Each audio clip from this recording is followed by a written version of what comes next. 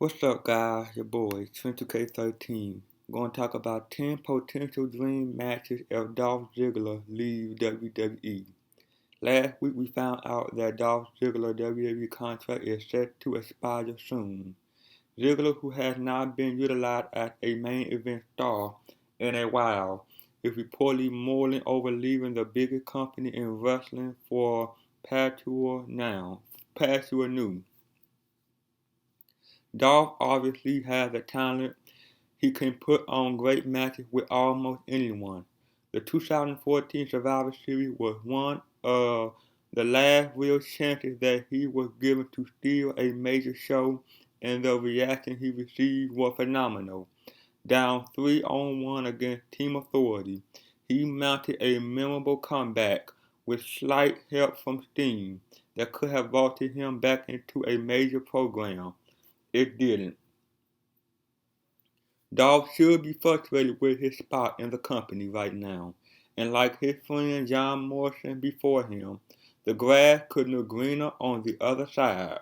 Outside of WWE, Ziggler would create himself a ton of possibilities for matches that weren't possible before.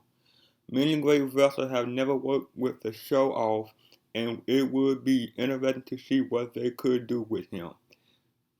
Here are 10 wrestlers that the show-off could have show stealers with, should he wrestle them in the near future.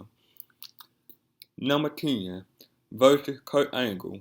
When thinking about dream matches for any wrestler, Kurt Angle's name is bound to come up.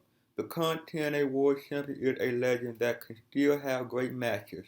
Pitting Angle against Dolph Ziggler makes even more sense than the average wrestler because of his amateur wrestling background. He even named Kurt as an influence of his. In 2013, Dolph talked to Windsor Star News Cafe about how Angle inspired him to take the path he did in life.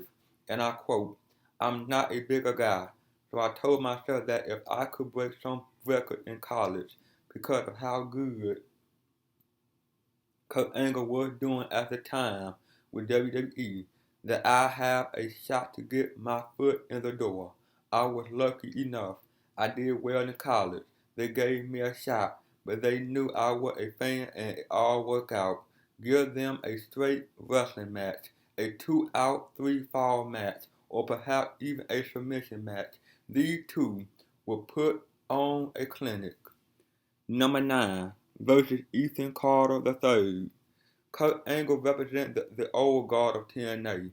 He's still one of the best in the world, but he passed the point of being a chosen franchise wrestler to carry a promotion on his back for the next 5 to 10 years. Ethan the Carter III, however, is. It's crazy to think that EC3 spent so long in WWE developmental system, 2006 through 2013, to never become a major player, but since joining TNA, he became the face of that company in a relatively short amount of time. He's currently undefeated and will be challenging Angle for his TNA title on the July 1st episode of Impact. If Dolph Ziggler ever finds his way to TNA, then it would be inevitable for him to step in the ring with Dixie Carter's nephew. Ziggler still has many wrestling years ahead of him and could not only work a great match with Carter, but could feud with him for months or years on end. Number 8 versus Austin Aries. Austin Aries is a consistently good wrestler over on Destination America. He highly decorated as a former TNA World Heavyweight Champion, multiple-time X Division Champion, 2-time Ring of Honor Champion, and the inventor of TNA Option C. Currently, he's tagging with Bobby Roode as the Dirty Heels, and they are in the midst of a best-of-5 series with the Wolf. Match 4 is this week on Impact, and it will be fought under Full Metal Mayhem rules. It should be loads of fun. All of this highlights that whether he's in a single program for the top prize in a company or in a tag team ready to go to war and in a violent environment, Aries performed at a very high level. If Dolph Ziggler was to come to TNA, then he should borrow the best of 5 ideas that the Dirty Heels are currently using. That many single matches with Ari will be gold, especially as they close out the series with a ladder match. Number 7 versus Jay Lethal. As of last weekend's Best in the World event, Jay Lethal is now the holder of the 2 top single titles in Ring of Honor. He defeated Jay Briscoe for his Always World Championship in a match that had a fantastic final few minutes. The broadcast ended with an emotional Lethal holding his title in the middle of the ring, while the fans in attendance chanted, "You deserve it." He certainly did. The respect that is held for Lethal's career is similar to that of Dolph Ziggler. So if these two ever square off against each other, it would only be fitting for it to happen in a always ring. Getting the mere opportunity to watch Dolph shake Jay's hand and observe it to the code of honor would be a fine enough moment by itself. A good 20 minutes or more after the bell rang would be even better. Number 6 versus Dalton Castle. Dolph Ziggler is an entertainer. Not only is his charisma evident inside the square circle, but he also notably pursues stand-up comedy on the side. He can do funny. For the sake of pushing Dolph Ziggler's juice to the extreme, a matchup in Ring of Honor against the newcomer Dalton Castle might be a curious affair.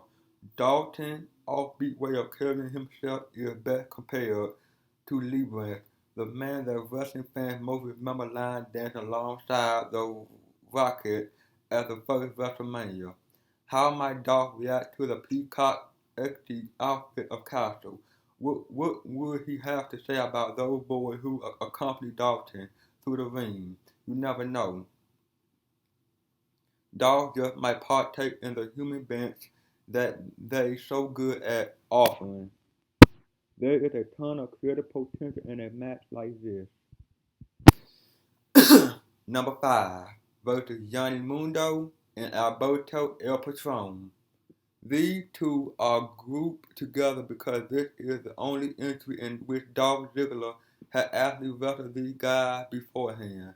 Multiple times, in fact. But if he followed the John Morrison and Alberto Del Rio formula of exiting to Lucha Underground, then this would be a highly intriguing super threat match. Both Mundo and El Patron have found Lucha Underground to be a creative success. They've been highly entertaining featured on season 1 of that show. This last week, Mundo lost an amazing all-night-long match against the loose champion Prince Puma, in part due to the involvement of El Patron. Johnny and Alberto are already killing it on the LA network. Dolph Ziggler would be a welcome and exciting addition to the mix. Of course, if he was coming to Lucha Underground, there are never certain someone who needs to tangle with the former Spirit Squad member. Number 4 versus Prince Puma. Prince Puma, also known as Ricochet, has been the chosen star to bring the LA network Lucha Underground promotion into prominence. He defeated 19 other wrestlers in January of 2015 in another episode-long match dubbed Aztec Warfare to crown the inaugural Lucha Underground champion. It would be proper to consider Puma the face of the company, as he's been representing them well. He embodies the lucha style and could easily work a dynamic match against a wrestler like Dolph Ziggler. Ziggler is a type of wrestler who can sell with the best of them and really put his opponent over. When and if Lucha Underground officially announced their second season, they should plan on securing Ziggler if he becomes a free agent. Dolph would make Puma or whoever might be the champ at that point look better than ever imagined. He wouldn't look too bad with that belt worn backward around his waist either.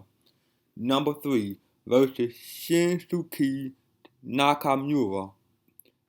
If Dolph Ziggler were to ever find his way into New Japan Pro Wrestling, then he could work a match with the best wrestler on the planet. Shinsuke Nakamura The Wrestling Observer named Nakamura 2014 Wrestler of the Year, so a challenge would be one of the biggest matches Dolph could find himself in. Because of Nakamura's full reign over the past few years with the IWGP Intercontinental Championship, New Japan Pro Wrestling could have Dolph capture that title. Nakamura then could again chase the title he helped bring so much prestige to as he set his sights on Ziggler. A Ziggler vs Nakamura match would be a huge draw. Something of this magnitude could easily be a major match for New Japan Big Wrestle Kingdom event. Babyface Nakamura vs a heel champion Ziggler is not a hard sell and would be a dream match for the ages. Number 2. Hiroshi Tanahashi. Another New Japan interest and one of the most celebrated ones at that. It was previously stated that Nakamura was the Wrestling Observer Wrestler of the Year for 2014. Well, Hiroshi Tanahashi was the man who won that award for the preceding 3 years before him. There are several dream matchups for Ziggler if he ever wound up in New Japan Pro Wrestling, and Tanahashi would likely take him to the limit. This 7-time IWGP Heavyweight Champion is a co-author of numerous 5-star matches and few of the year. If Dolph Ziggler were to step into the ring with Tanahashi, could he survive the high fly flow? On the other hand, how well might Tanahashi fare if he were to get hit with a zigzag? Those are questions that definitely need answers. And finally, number 1 versus AJ Styles. If Dolph went to New Japan Pro Wrestling and found himself challenging for a title, then he might as well go straight to the top of the card. AJ Styles is the current IWGP Heavyweight Champion, and a title defense against Dolph Ziggler is a sellout main event at any venue, any time of the year. It's a shame that Ziggler and Styles had never crossed his path. They both regarded as two of the best wrestlers of the past 10 years or so, but Dolph had been an exclusive WWE only guy, while AJ had been the opposite. Styles had experienced big success in TNA, Ring of Honor, and now New Japan Pro Wrestling.